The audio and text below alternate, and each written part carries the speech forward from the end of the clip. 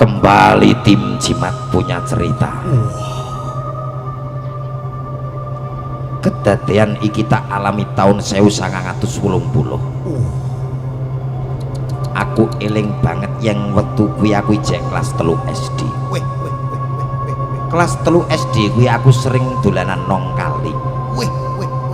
Omahku karo kali kuwi antarane mung 2 senti.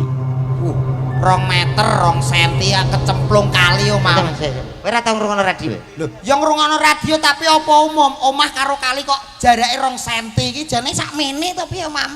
Ki radio kok dijak bantahan piye iki? Ki radio tak setrum ndas emok kowe kok.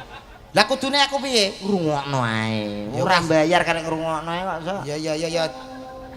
Jarak omam karo kali pira? Simbahku sering neng kali ngejak aku mancing. Le, kowe nak dolanan sak kiwa tengene kali kuwi kudu bismillah ya. Kaya Aja persis. ngawur ngono.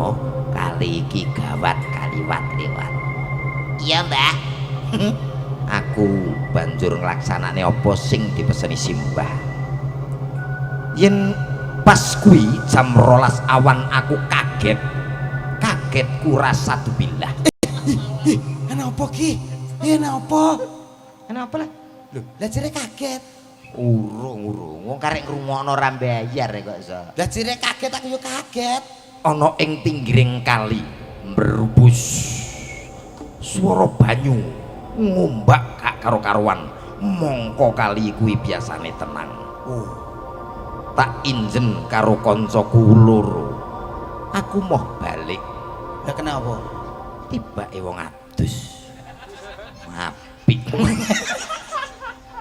Wong cerita horor kok nginceng wong adus ki ndek enek to, Met.